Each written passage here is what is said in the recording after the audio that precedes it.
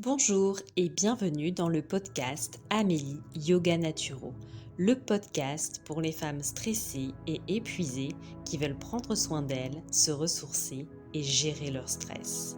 Je te propose une bulle de douceur pour prendre soin de toi avec du yoga, de la méditation et des conseils naturaux. Bienvenue. Pour soutenir ce podcast, tu peux t'abonner, liker, partager et aussi t'inscrire à la newsletter. Le lien est dans la description. Je te remercie pour ton soutien. Belle écoute!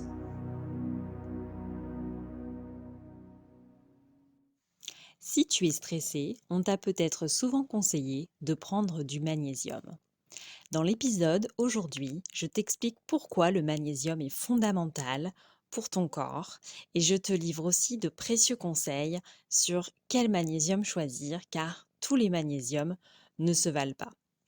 On verra d'abord à quel point le magnésium est un minéral indispensable à la vie. Ensuite, nous verrons les signes d'un manque en magnésium. Puis, on regardera ensemble où trouver le magnésium dans l'alimentation. Et on finira par quel magnésium choisir. Et tout ça de façon rapide pour ne pas te faire perdre ton temps.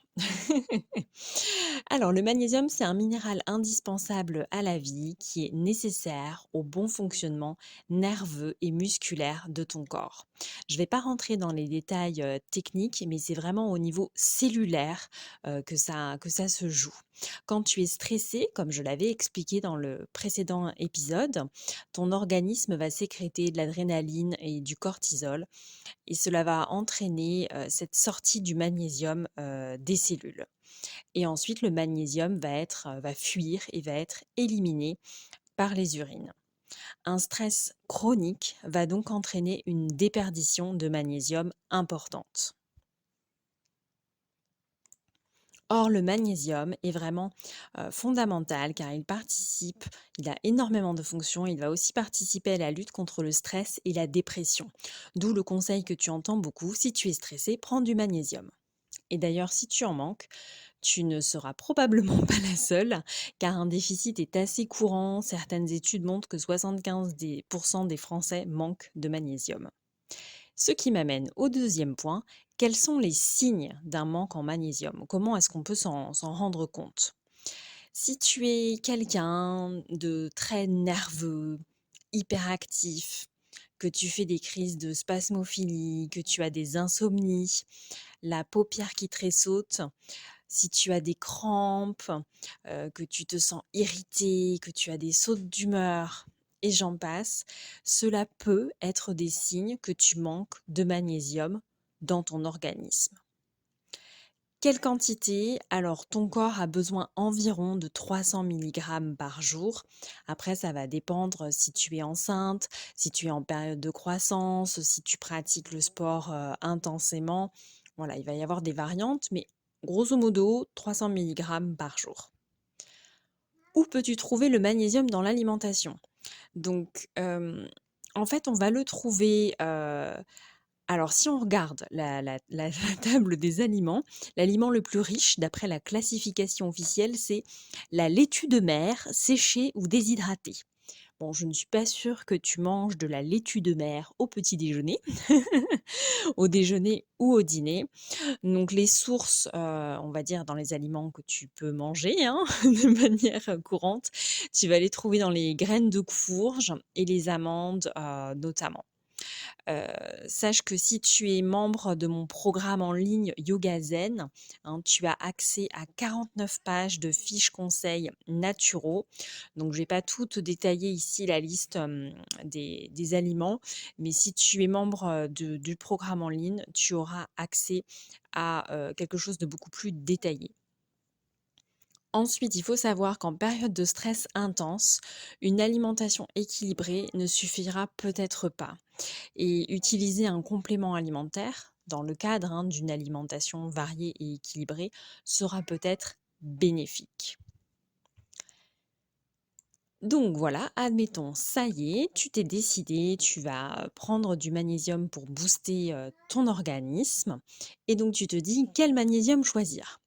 Alors, à savoir, si tu souffres d'insuffisance rénale, une surveillance médicale est nécessaire. Pour choisir le magnésium à prendre, il faut d'abord trouver un magnésium qui est biodisponible, c'est-à-dire qu'il va être bien assimilé par ta cellule, en fait, par tes cellules. Et également choisir un magnésium qui ne va pas avoir d'effet secondaire, sur toi. Donc parce que parfois certaines formes de magnésium peuvent être un peu agressifs pour le ventre, et peuvent provoquer, voilà, diarrhée, inconfort digestif. Donc on veut à tout prix éviter ça. Donc comment savoir quelle forme de magnésium c'est? Eh bien, il faut lire l'étiquette. Car, souvent sur le pot, tu vas juste voir magnésium en gros, mais tu vas pas savoir forcément quel type de magnésium, c'est. Donc il va falloir que tu regardes attentivement, l'étiquette. Généralement, c'est de secret pour personne. Les produits qui vont être les moins chers, ça va être, les produits, de moins bonne qualité.